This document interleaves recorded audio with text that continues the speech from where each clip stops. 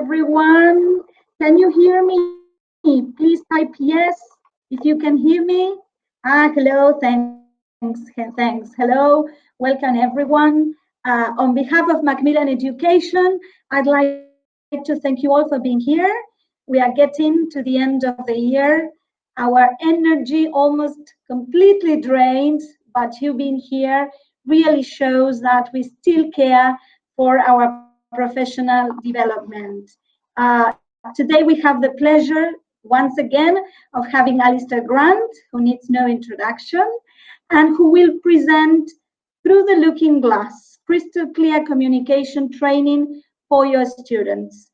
Alastair will explore multiple ways to engage our students, and most importantly, he will show you how to help them develop communication skills.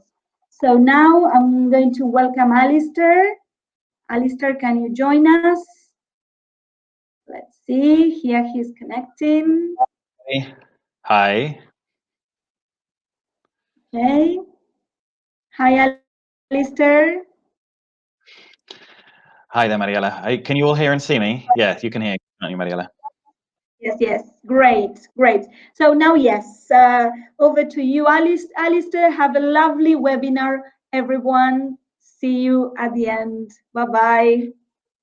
Bye, Mariella. Thank you very much. Hi, everybody. How are you doing? Where's everybody from?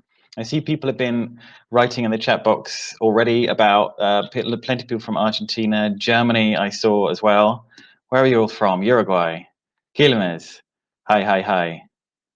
Italy, fantastic. Slovakia, Germany, Mendoza, Rosario, Albania, great, and Iran. Wonderful. Great to see everybody here today. Fantastic. Hello, Paraguay. I miss Paraguay. So today we're going to be talking about, well, actually, I'm not going to tell you what we're going to be talking about. We're going to get straight on with it, but I'm going to start with a story for you.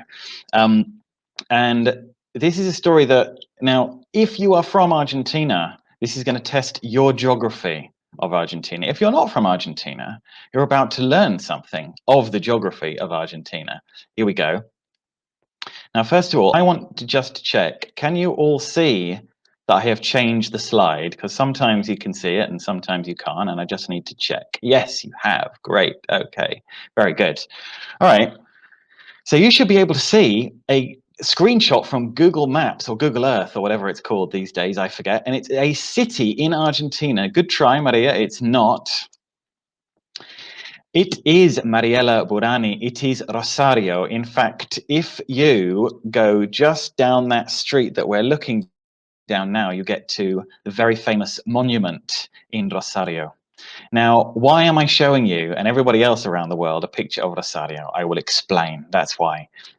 Because this is an issue that I had with my Spanish. It was actually my second year in Argentina, and it was the reason I chose to tell you this story is because it was my second, not my first, and that will become clear in a second.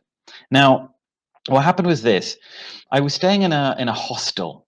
I went traveling to Rosario with one of my friends. He was another English teacher. He was from London, Robin, his name is, and we met some people in the hostel, some guys from Ireland, and one of them said to me, "Oh, you know, you've been here for a year now, so what's your Spanish like?" And I said, "No, I don't really speak Spanish." And he said, "What, you've been here for a year? That's outrageous," he said. And I felt like quite ashamed of myself.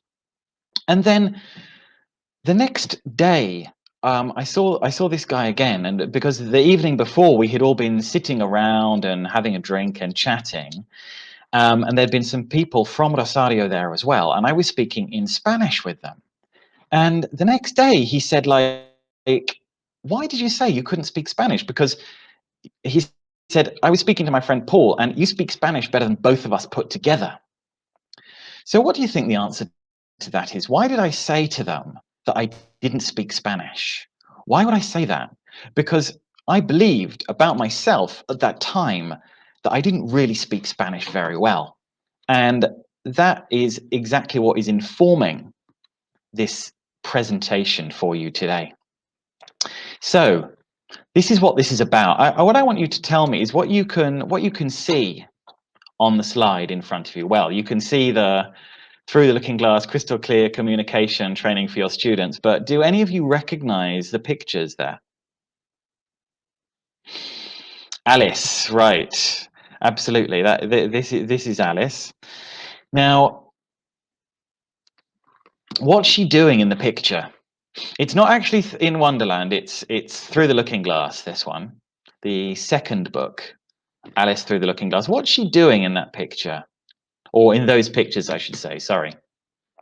Yeah, exactly, Claudia. She's trying to go through. She's exactly what she's doing. She's trying to go through the mirror. And in fact, she does go through the mirror. And if I can use, there's a clever little presentation tool, if I can find it, pointer, here it is.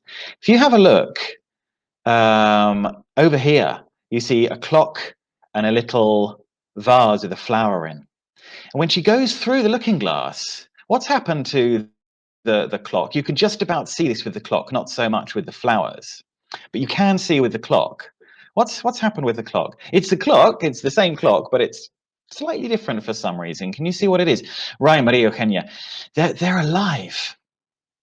It's got a happy face. And when she goes through the looking glass, if you've not read the novel, I strongly suggest that you do.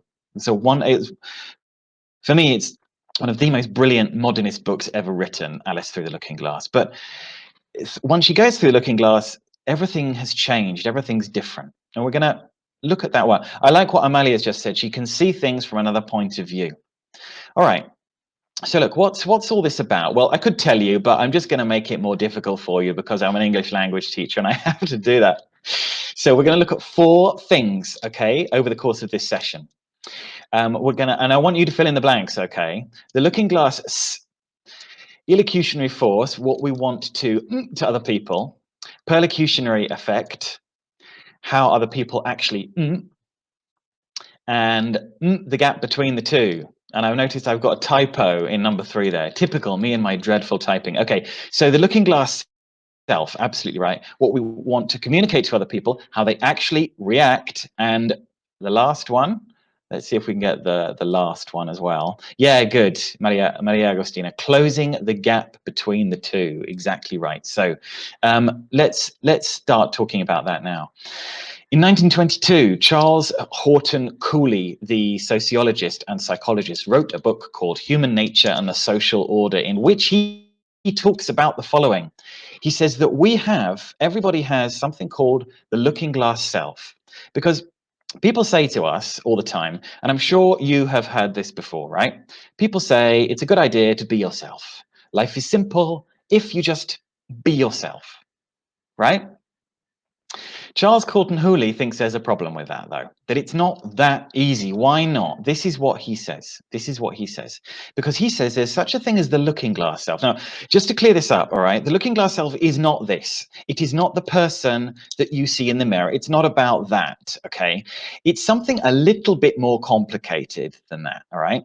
Let's have a look at this now. Here's what it is. This is the idea of the looking glass self.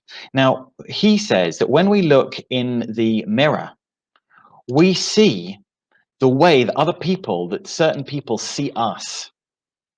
So, for example, this little blue man here, his mum and dad see him in one way, his girlfriend sees him in another way, his older brother sees him in another way, and his ex-girlfriend sees him as the devil, right?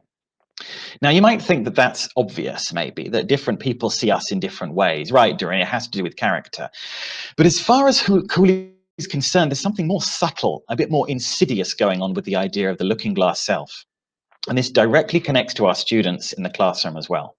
Because he says this, we imagine how we must appear to others in a social situation. So if the little man is looking in the looking glass and seeing how his ex-girlfriend sees him, he imagines how he appears to his ex-girlfriend, right?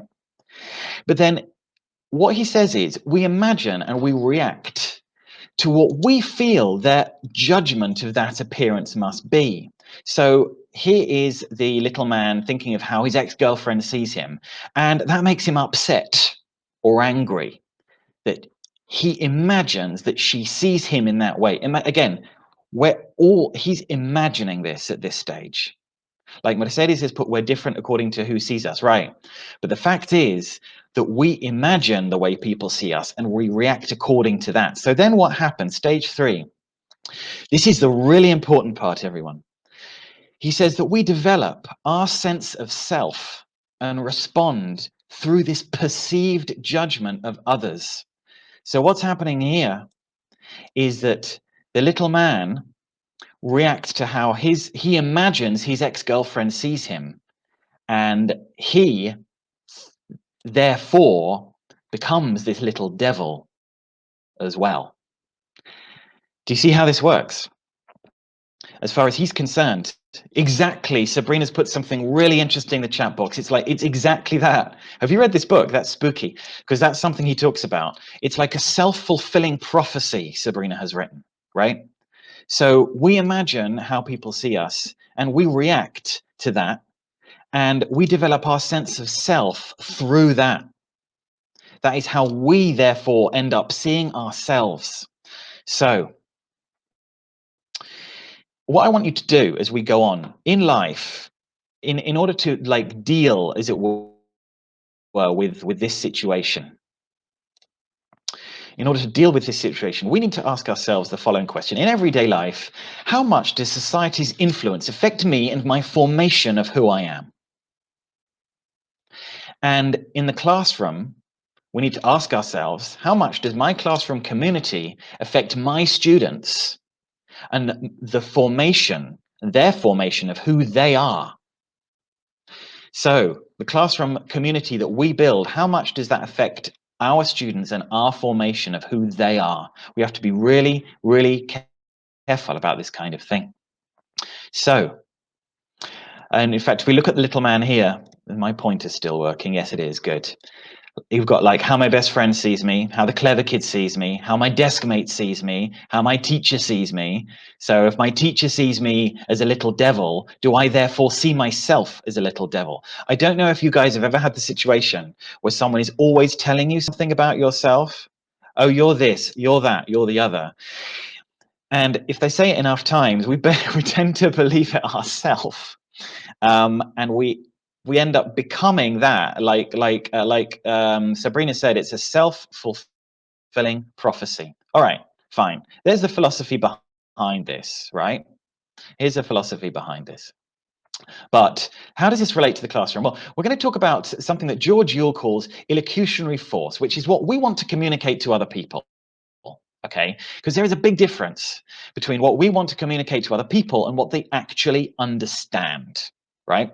So this is where the looking glass self comes into this. You've probably seen from the blurb, the abstract to this talk, George Bernard Shaw. I love this quote. I love George Bernard Shaw anyway, but what he says is, the single biggest problem in communication is the illusion that it has taken place. We imagine that we've got our message across a lot of the time. It's very interesting what Mercedes has put in the chat box, by the way. Sorry. We imagine that a communication has taken place where, in fact, it may not have taken place. Now, I don't know if any of you have seen this episode of well, you can tell me what series are you looking at right now? Where is the screenshot from? While I have a little drink of tea. Right, it's from Friends. Now, this is an episode. They're all good. Let's admit it. Where yeah, exactly. Thank you, Michaela. Where Phoebe is trying to teach Joey how to speak French because he's got a part. He's convinced that he can speak French well. I'm not going to carry on. I'm going to show you the clip, and then you can make your own minds up about it. So where is it? There it is right now. Here we go. I'm going to click on that. Right, here it is. So while I play this, I just want you to think about what's going on here, what's going wrong here in terms of communication. Je m'appelle Claude. Je te call Blue. No! Okay, maybe if we just break it down. Okay, let's try it one syllable at a time. Okay, so repeat after me. Je m'appelle. Great. Okay, faster. Je m'appelle. Pelle. Je m'appelle. Me poupou. Okay, it's too hard. I can't teach you. What are you doing? I have to go before I put your head through a wall. No, don't go. I need you. My audition is tomorrow. Blah, blah, blah. Me la pi. Oh, blah.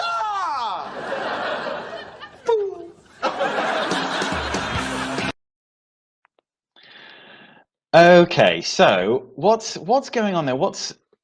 Yeah, that's what I'm going to ask. What's going on there? It is a funny scene, but what's happening in terms of our subject of communication? I can't teach you. Yeah, that's what she says. That's what she says to him. Right, absolutely. Why did she say I can't teach you? Well, why indeed? What's going on? Because communication fails, Michaela, right? He's convinced he's speaking French. And if you look at the subtitles, it says speaking gibberish. But he is convinced that his message is coming across. That's what we're saying here, okay?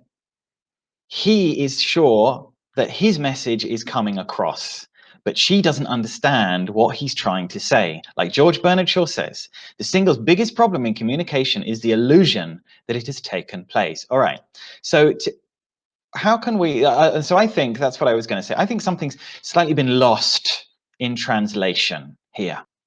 Again, he's convinced he's communicating well, but what he's saying is not coming across at all. So has something been lost in translation? I'm going to show you an activity now to help with exactly this kind of thing. People say that grammar translation is quite an old method. I think it is still a very, very useful method. I'm going to show you the first line of a book called Matilda by Roald Dahl. Now, I don't know if you've seen the movie or you've read the book. Again, if not, please do. It's absolutely fantastic. And what I'm going to show you is this.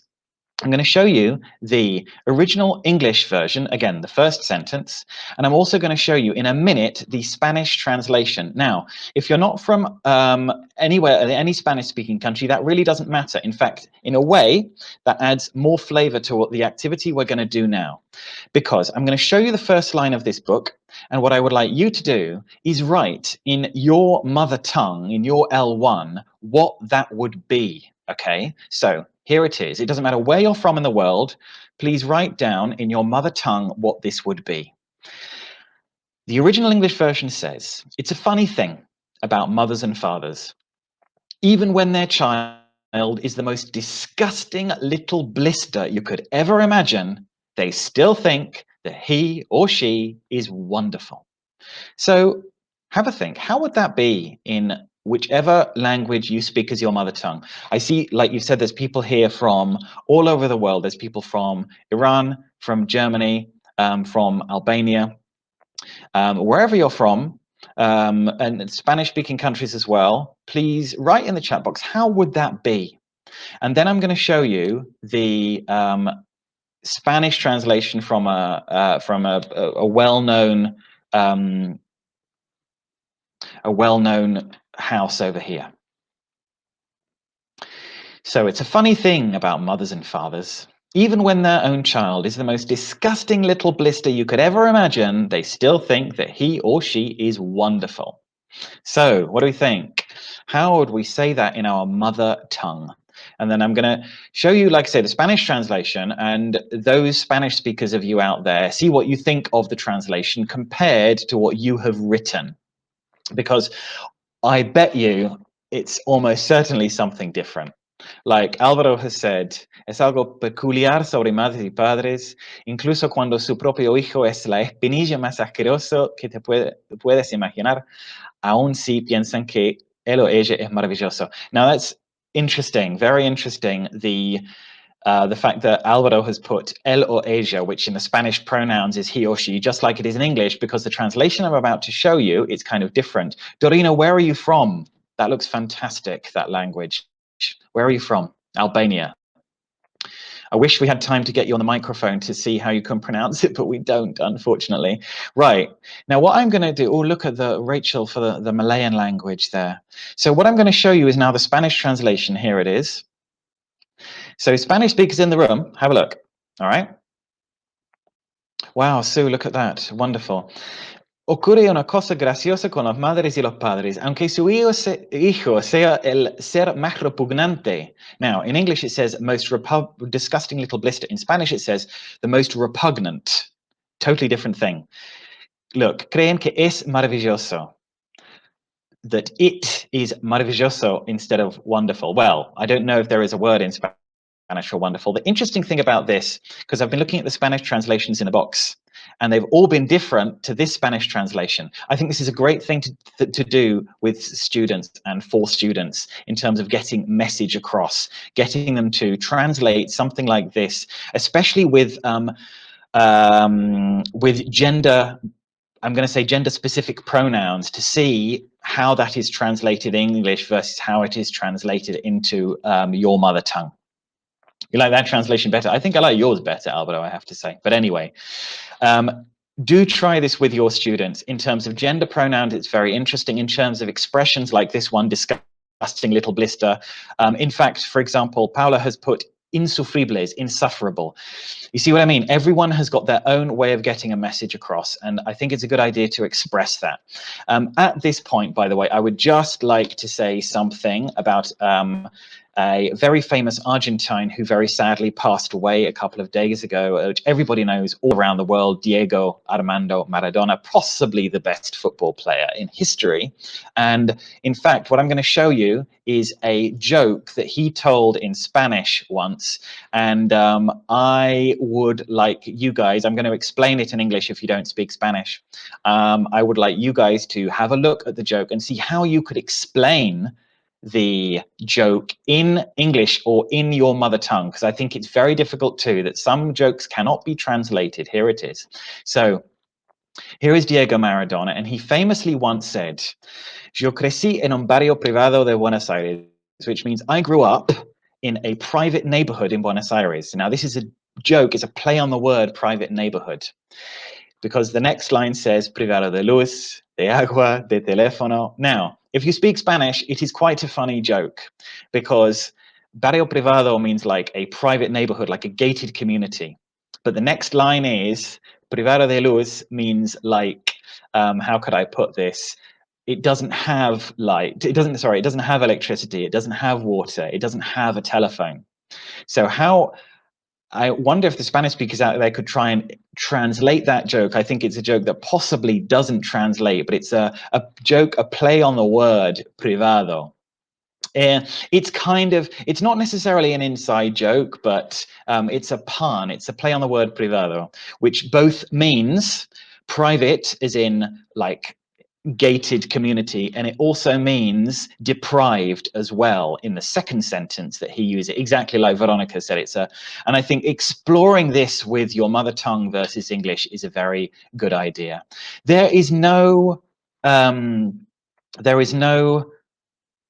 institution, I think, in the world at the moment who knows more about illocutionary force, trying to get a message across and trying to affect a person with that message, than Instagram. Any of you who have Instagram out there, you will know exactly what I'm talking about. Everyone who is on Instagram is in some way or other trying to push a message. We all are. We're all trying to push an agenda in some way. For example, if I were to show you this picture and I were to ask you, what might this person's life be like? This is a real influencer on Instagram. What do you imagine her life is like? Stylish. Okay, what else? Any other adjectives you can give me? Stylish, fancy, great. What else? What else? Fashionable, chic, she's a globetrotter, fascinating, busy, exhausting. Okay. So look, imagine being on a diet. Interesting you should say that, Mina. Interesting you should say that. High maintenance, influencer. Okay, look. All right. So you're imagining this person's life must be like, or might be like. I'm going to show you another picture. Ready? What might this person's life be like? Give me some adjectives now.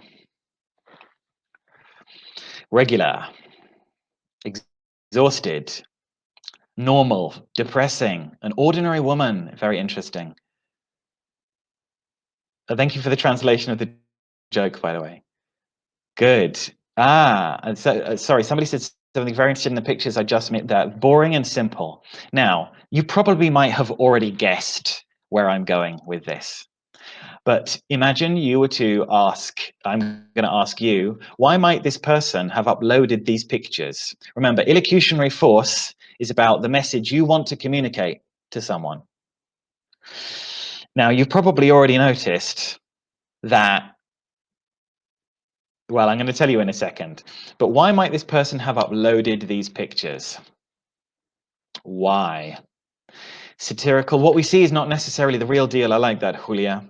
To show a contrast, right, absolutely. This influencer really exists. She's called, she's Dutch, she's called Rianne Meyer. I don't know exactly how you pronounce that, but you can see you've got the link at the bottom. And this is what she does, Rianne. She uploads very staged filters, photographs, and puts them next to exactly the same pose, exactly the same outfit, etc., but without all the makeup. Or with the makeup, sorry, but without filter, without, all that's different is the filter, the pose particularly, okay? Yeah, so it's showing the difference between Instagram and reality. So, and I think it's very good that there are people out there doing this. I think comparing ourselves to other people, sometimes we might look at this picture here, for example, and think, okay, with our looking glass self, how would she see me, and judge ourselves based on how we might imagine she sees us. But if we see this picture of her, it might be completely different. Exactly. Yeah, put reality in contrast. Yes, yes, absolutely. Two faces of life. I like that, Roberto. And this is very important that our students know about this kind of thing as well. I think a lot of them, especially the younger learners we have, are very fixated on looking perfect on Instagram all the time, and I don't think that's very good for one's mental health, it has to be said. Okay, so if we're, by the way, asking what this person's life might be like, it's a typical question from an exam speaking. In fact, if I go back one slide, which international exam does this look like? You've probably seen this as teachers many, right, thank you, first certificate. I was thinking of first certificate. You've got the modal here. What might this person's life be like? Because these students have to do exactly what you've just done, of course, which is, I've forgotten the word, how embarrassing, but supposing, speculating, that's the word, speculating. All right, okay, good. So, but often assumptions, often what happens is this, with exam speaking with our students. In fact, I've got my exams with my students at the moment, and often put in the chat box, yes, if you've had this situation before. You say to your students, do you like watching series? And they say, yes. Full stop, finished, end of conversation. And you're like, yes, and come on, speak. I need to assess your speaking. Yes, full stop, and that's it. This is a game. I'm actually going to ask Mariella if she can come on the camera and come on the microphone now, if she's out there, Mariella from Macmillan, because I'm going to show you a little game to play with this now. Hello, Mariella. Hello. Hello. Thank you for volunteering for this. Now, this is called the yes/no game. And look, you see on the picture, there's a little bell. Look what I've got here. I've even got a little bell. Very important you have a little bell as a teacher, okay? Great. All right. I'll show you, right, Mariella, I'm going to show you how this works and everybody else out there. Now, here's how it works. I'm going to ask Mariella various questions, and I've got all the questions here on my cell phone. And Mariella is not allowed to say yes or no. As soon as she says yes or no, end of the game, okay? So what she could do, I'm going to do my best. Oh, very good. Now, what we can do, because a couple of people, and I love what you're putting in the chat box about students being nervous. Now, what we can do is give them some language to help them out. So, for example, do you like watching TV series? I do. In fact, I've just found out that season 4 of The Crown is out on Netflix. This is a true story, by the way. If you've not watched The Crown, after this has finished, this webinar, just go and watch The Crown, okay? Because it's so good, isn't it? All right. Right, Mariella, are you ready? I am. Very good. Very good. Okay, here we go. Mariella, do you like cats? I love cats. Do you have a cat? I'm afraid I don't. What's your favorite color? Blue. Did you say black? I said blue. Have you ever seen a black cat? I believe I have. Do cats go woof woof? That would be great. That would be mad. Are you sure? Positively. Okay, how old are you? 44. Did you say 43? I said 44. It's so hard. Is this? I was about to say, do you find this game easy? So. I have to say, guys, I'd love to go on to this. Mariella, I'm so disappointed because I didn't get to use my bell. Yes. In Argentina, we play that you cannot say yes, no, or black or white. Ah, okay, good. No, ni blanco ni negro. That's the game that we play in Argentina. So but it's quite hard. It's quite hard. I usually play it with my niece, and it's hard. Very good, Mariella. Thank you so much. Thank you so much. Thank you very much for doing that. And like Mariella, like we just acknowledged, that was brilliant.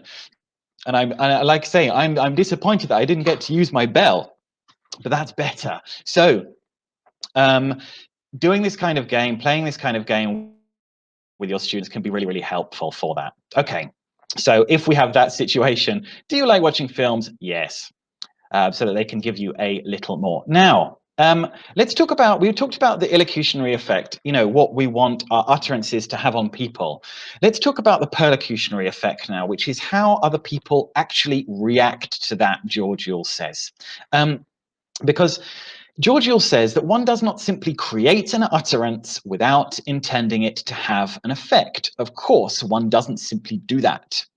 In fact, look at it like this. I've got a for instance for you. Imagine this little man here wants to propose to his girlfriend. Now, he's imagining that the girlfriend may say yes, or it's possible the girlfriend may not be so keen on the idea, okay? The person who is uttering the utterance, as it were, isn't quite sure what the perlocutionary effect of what he is going to say is going to have on the person who hears it. And I've got another little example of that for you from the wonderful TV series Friends. I don't know if you've seen this episode. They're playing a game, very useful for teaching your students and extending their knowledge of second conditional, by the way. If I were omnipotent for a day, I would want world peace, blah, blah, blah, blah, blah, right? So a nice way to introduce and extend second conditional. And of course, during this conversation, Joey walks in and you're about to see how he reacts to this conversation. And I want you to, as you're watching this, just tell me how he reacts to this conversation. What's the perlocutionary effect of this conversation on him? Here we go. Oh, that's good. All right, Phoebe. Okay. If I were omnipotent for a day, I would want world peace, no more hunger, good things for the rainforest, and bigger boobs. So you took mine. Chandler, what about you? If I were omnipotent for a day, I'd make myself omnipotent forever. Say, there's always one guy. If I had a wish, I'd wish for 3 more wishes.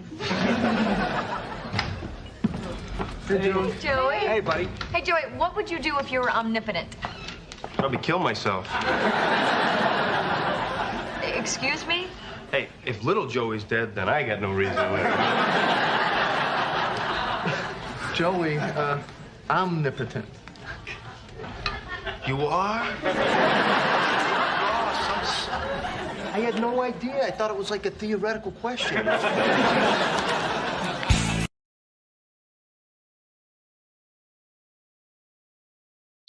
Just turning my microphone back on here. Okay, so right, he confused the words. Okay, he understood impotent. Yeah, that's right. That is exactly what he understood. So the perlocutionary effect of that that conversation of the question, because I think it's Monica who asks him the question when he walks in. The perlocutionary effect is that he believes they're talking about something completely different, something completely different. Okay, so how can we help, like we're talking about, get our students to mind that gap, to close that gap between the illocutionary act and the perlocutionary effect, between what we are saying and what we are meaning and what we want to communicate and what we want people to understand, how it affects them, and how can we help our students do that? Right, so in order to do this, we're going to play a little game. Now, here's how it's going to work, because there's quite a lot of people in the room. So here's how it's going to work. I can't divide you in particularly into teams, but nonetheless, we're going to have a go. If your name starts with a letter from A to M, you are in team 1. Whereas if your name starts with a letter N to Z, you are in team 2. Please just put in the chat box which team you are in now. Are you in team 1 or team 2? Chan, chan, chan, chan, chan. 1, 1, 1, 1, 1, 1, 1, 1, 1. It's always a lot of 1 people, I've noticed. It's bizarre. It's like all over the world, more people's names begin with the letters A to M in the Roman alphabet. Okay, right. Okay, very good, very good, very good. So here we go. You know which team you're in. That's the important part. That is the important point. So here's how this works. We're going to play Taboo, noughts, and crosses. This is just an example. What I'm showing you is an example, okay? For example, if it was team 1 and I gave you this clue, let me just see if you can still see the pointer. Yes, you can. Yes, you can. You said, and I said, okay, so it's a TV series. By the way, this is all about films or TV series. It's about dragons. It's a fantasy TV series. One of the characters always says, "You know nothing, Jon Snow." You would have to say Game of Thrones. All right? Okay.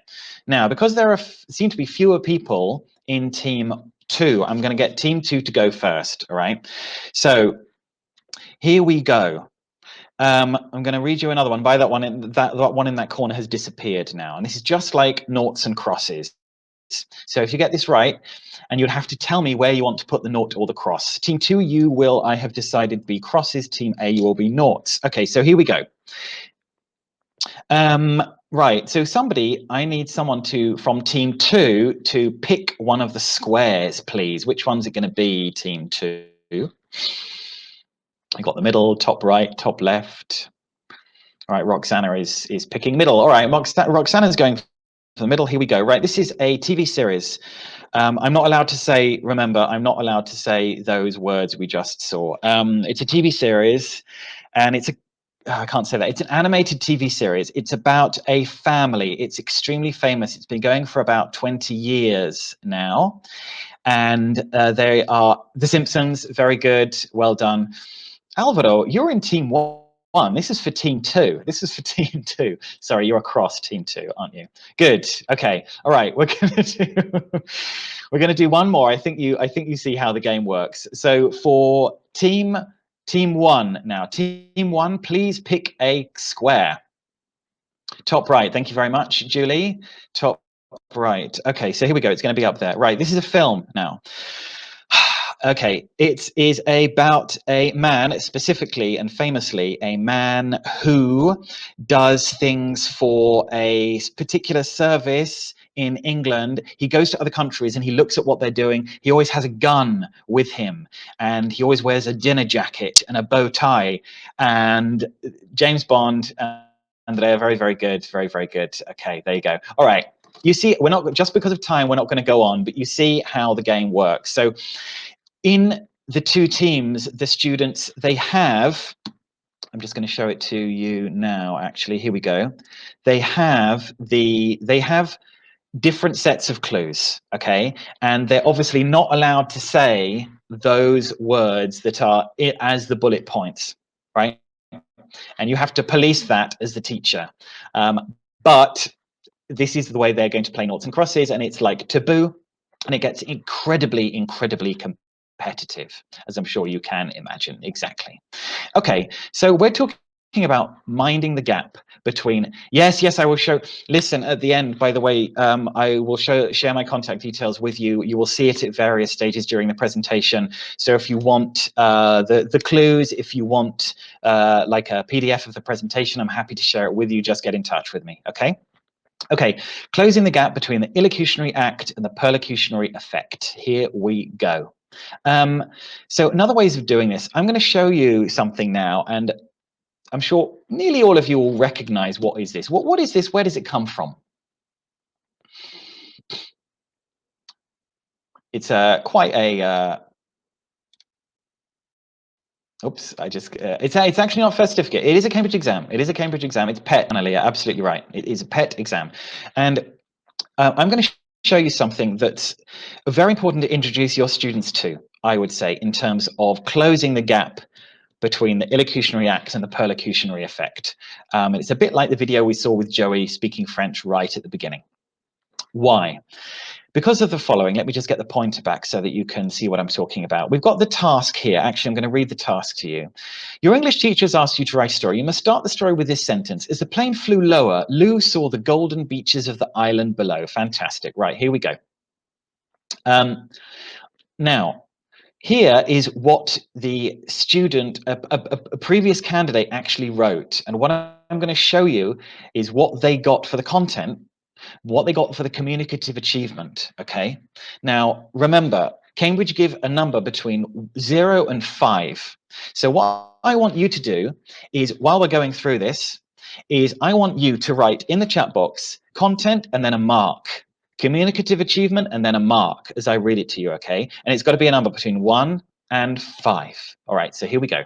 As the plane flew lower, Lou saw the golden beaches of the island below. She standed up, then ran to the pilot. She said, "Can you land in here?" The pilot said, "No, I can't. This island didn't on the map." Lou heard that, then cried. Everyone in the plan saw that and asked Lou why her wanted landed there. Lou said it was the way her chose to come, why the plane didn't. Now she was chose the third plan to go, but exactly her plan was on the first. The pilot finally for her landed on this island and flew away. Lou is happy and went to the golden beaches. Right, so give me a mark, 1 for content and 1 for communicative achievement, all right? So remember, it's out of 5 for content and communicative achievement. Right, let's see. And remember, content is, did they do what they were supposed to do? Did they insert the sentence properly into the story? Communicative achievement is, do we understand the story? Does the story make sense? All right, so let's see. Right, interesting what Mercedes has put. Content 3, communicative achievement 1. A lot of you are putting a lot for communicative achievement.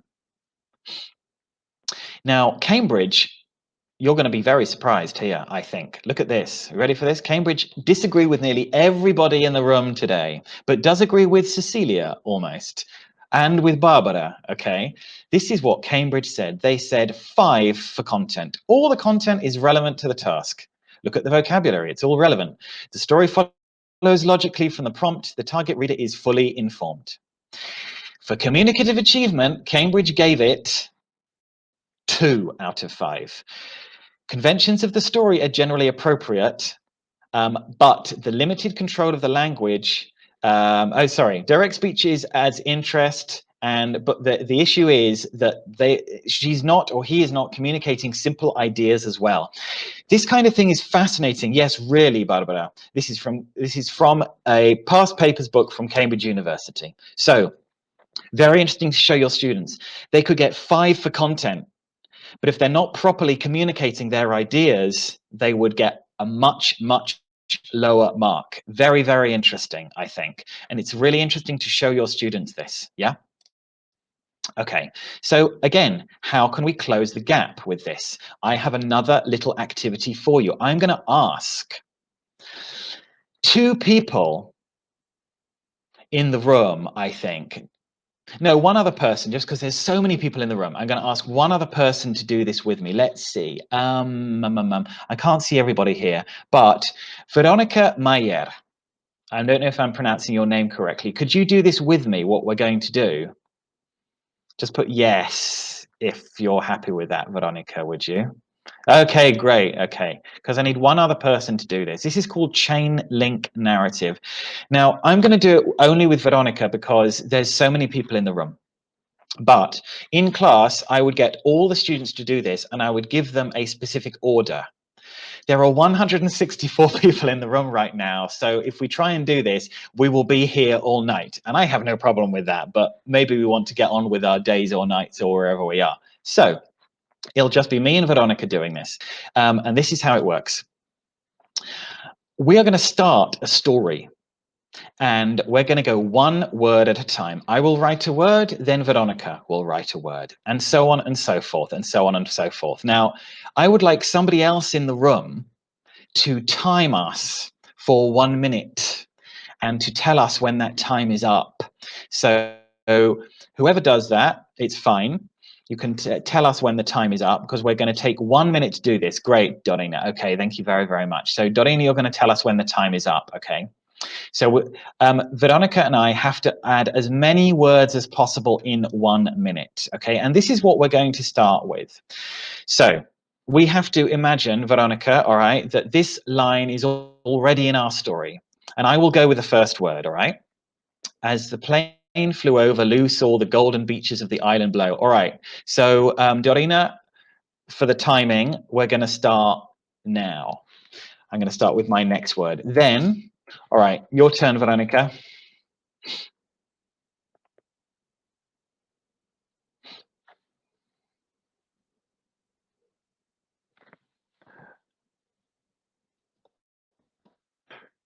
Sorry, that should say pilot. It's my bad typing. Okay, then the pilot thought that it would be a... Dorina, you're there with the timing, right?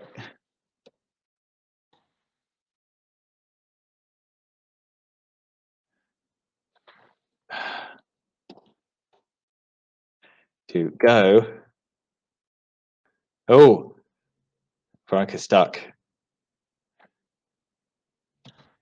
Go for a finish. Okay, thank you very, very much. Thank you, Veronica. Thank you. All right. So, as the plane flew over, Lou saw the golden beaches of the island below. The pilot thought it would be a good idea to go to the, and then we stopped. Go for a drink. Okay, good idea. Fantastic idea. So, what I would do if you're my students in class, though, you would have a specific order to do this in. 1, 2, 3, 4, 5, 6, blah, blah, blah. You have to remember your order, and you have to write the next word of the story as you go. The idea is you must pay attention as a student to what the previous person has written. You have to. You have no other choice. And everyone is 100% engaged. They have no option. They have to be. We only did it in 1 minute. That was very little time, but that's just because, you know, there is limited time. But in your classes, you know, get it to go on for longer than that, absolutely, but not too long. It's always good with activities. There's a strange expression, but I do like it. Kill it before it dies. Before people start getting bored, like stop it and change and do something else.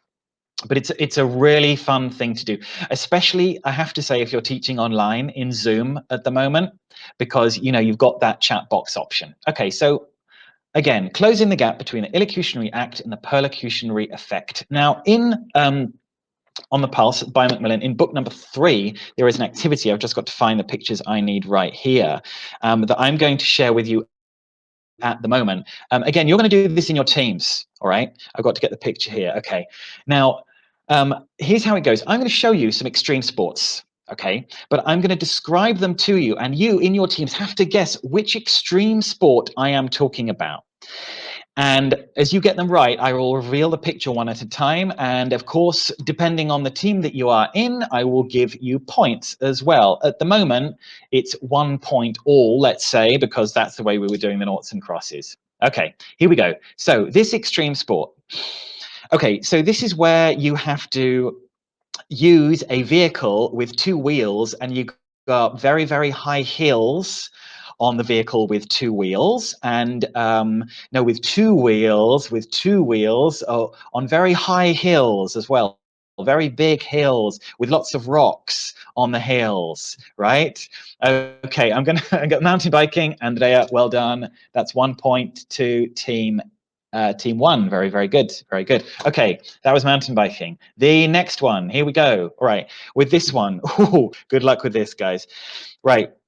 This is where you have to walk up to a very tall building, for example, or a very big cliff, and you throw yourself off the cliff, but with a parachute on, and then you, not parachuting, and no, with a parachute on, no, come on, Mercedes, then you, no, it's with a parachute on, but from a tall building quite often. And I'm not sure if you know this one. No? Okay, it's from a talk. Yes, Sabrina, base jumping. Well done. That is a point for team 2. Right, listen, because of time, I think we're only going to do one more, okay? No, we can perhaps do a couple more, actually. Let's see, because at the moment it's 2 points for each team. Here's the next one, okay? So yeah, you were right, that's base jumping. By the way, I shouldn't have said the word cliff there. That was very naughty of me. Right, here's the next one. Okay, with this one, you need a board, a type of board that you stand on. Normally it's the kind of board that goes in, you know, in the sea on beaches, but it's not quite like that. But you hold on to a piece of equipment that floats in the air. And I shouldn't have made that hand gesture. Oh, kitesurf, who said that? I think it was Claudia who said it first. Let me check back in the chat box. Wait, kite surfing. It was Claudia, right? That is the point for team team 1 in that case, right? Team 1, you are leading the games by 3 points to 2 at the moment. Very good. Okay, so this is how the game works, and then you go on, especially good to do, you know, online, and reveal these one by one, etc. And again, you as the teacher don't do this. I'm just demonstrating this to you because I'm the one, you know, who's doing the workshop with you today. But the idea is the students do this in teams, okay? And again, you have the descriptions, but they are not supposed to use like the key words that are in the descriptions of the sports that they've got in front of them. And again, it's about closing that gap. All right, and they've got to use their powers of description and not fall into the trap of using the words that are there. All right, so well, that's all of them there. Okay, and just I want to say something on a sort of personal and professional note about this book, by the way, about On the Pulse, because I am slightly biased because I write material for On the Pulse. I will admit that now, so I am slightly biased, but something I really want to say about this is the following, that you will often see in many books that there are dialogues where, you know, you've got people talking about ordering food in a cafe or something. And I'm not saying that's not useful, but when I came across this in On the Pulse, I was very, very impressed that they had a listening and speaking, making an emergency call role-playing. Why? Because, and I'm not going to say what it was about, I had to make an emergency call here in Argentina using Spanish not that long ago. And I don't know if any of you have ever had to do that in another language, but it is a very, very stressful situation if you're doing it in your mother tongue.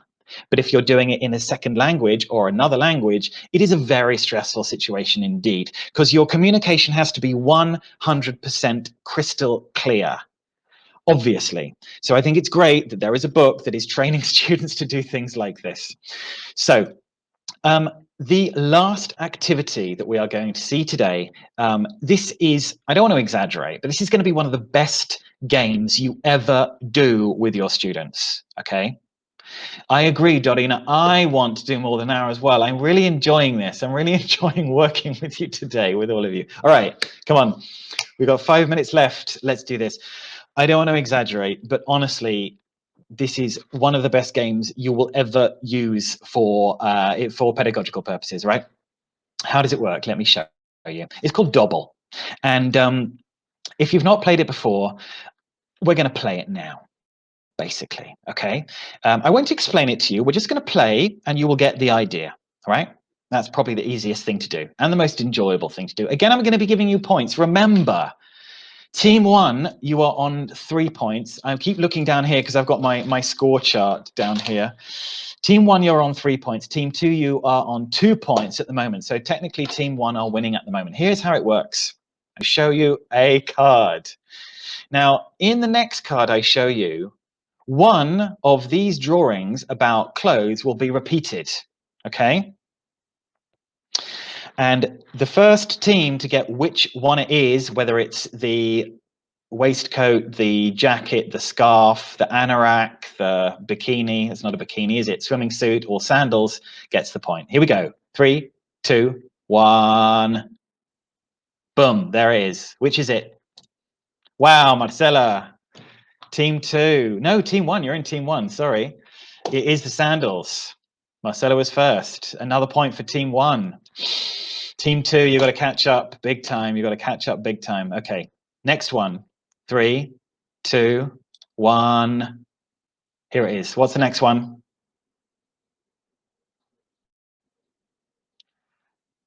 Has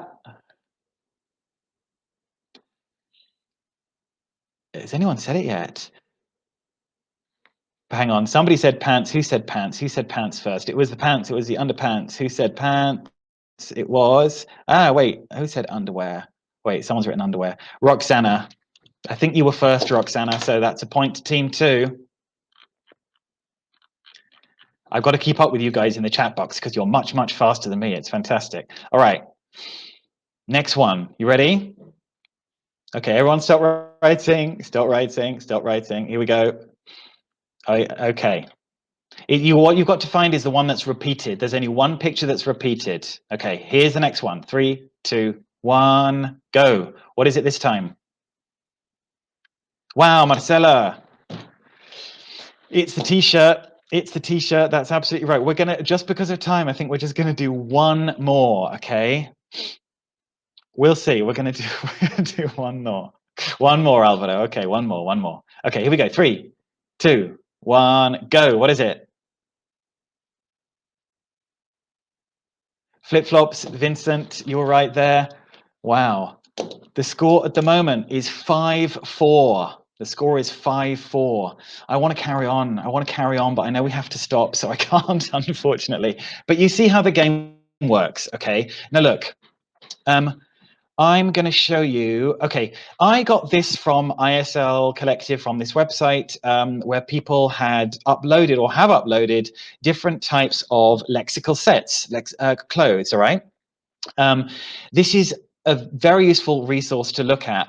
What you can also do, though, the Dobble website has like an example version, but you can also, if you go to Pinterest, on Pinterest, they have hundreds of them. You can see here there's like animal ones, for example.